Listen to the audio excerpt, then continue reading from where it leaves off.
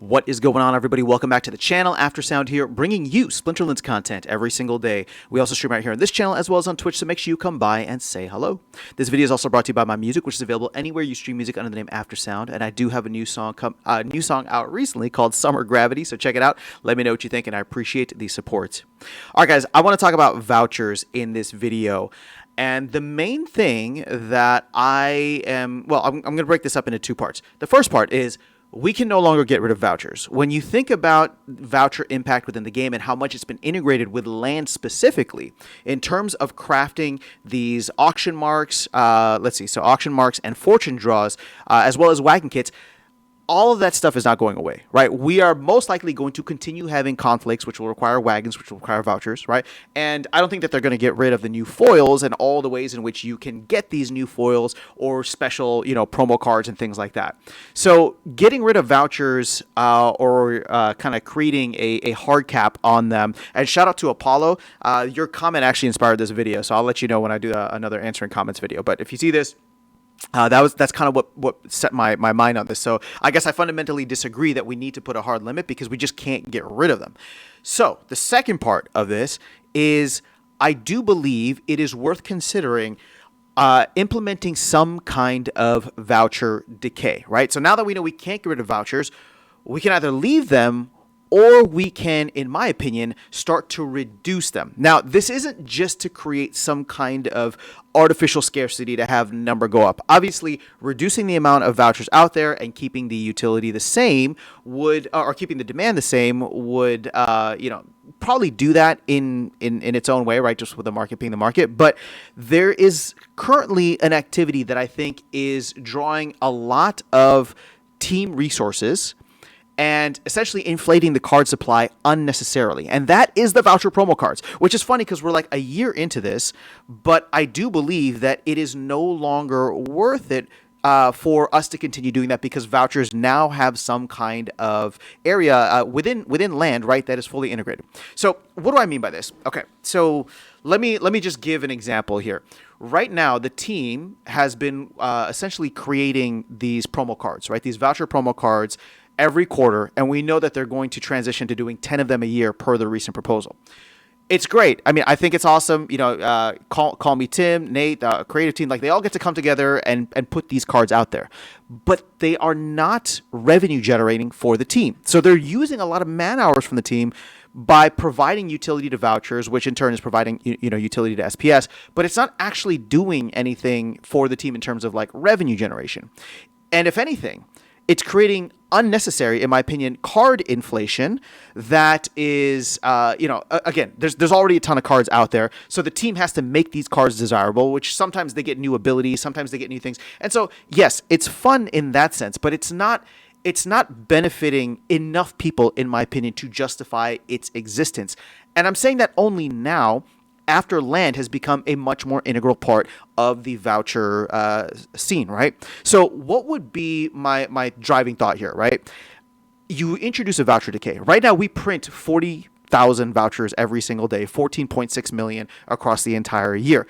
It's a lot. And my thought process is instead of the team having to focus on, continuing to give voucher utility through these cards, which again, it's not necessarily a bad thing, but it's like we're going to have this with new sets that come out and mini sets that come out, and you could probably even do it with promo cards that the team could sell and actually generate a revenue from, right? Or it could be a DAO, a split with a DAO where the DAO collects some revenue. Right now, it's just nobody's benefiting from these cards in that way. So my introduction of voucher decay is we phase this out slowly, right? So to the point where it's not going to be something that has to be done it's not going to be done overnight. It's not going to be done in a couple months. Maybe the fastest that you do it is a year, but I would say 2-3 years is probably ideal.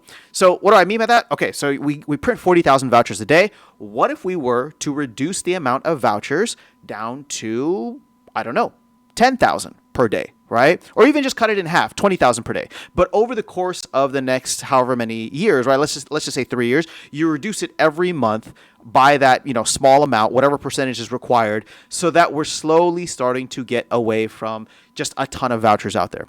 Now, the thing that the team does is every quarter when the new promo cards come out, they kind of price it in vouchers according to where voucher value is at and how much voucher scarcity it is. So they're already doing that, but they'll be able to do it not necessarily easier or harder, but it's just like they're going to continue doing that, but they'll be able to do it in a way where they can follow the slow trajectory of that decay to the point at which in 2 or 3 years, whatever you guys think would be good, we can then transition to a way in which the team doesn't have to spend so many resources creating 10 plus cards, right? 10 cards plus a skin every year that isn't benefiting anybody, right? It's just trying to fill a hole of voucher utility that's, in my opinion, unneeded. If we can get to it, because like these vouchers are burned, right? We burn the vouchers. It doesn't provide anybody anything. Instead, if we were to transition maybe back to like a quarterly card, I mean, if the team still wants to create 10 cards, that's fine. But they can turn this into revenue generation, and they can turn it into even something that benefits the DAO by maybe doing a revenue split with the DAO, right? I mean, they're not even earning any money right now, but they can just do it as a way to, hey, we're going to help the SPS community, we're going to help the team, and now, like, you know, the voucher utility, the voucher scarcity has increased, right? So voucher supply has come down.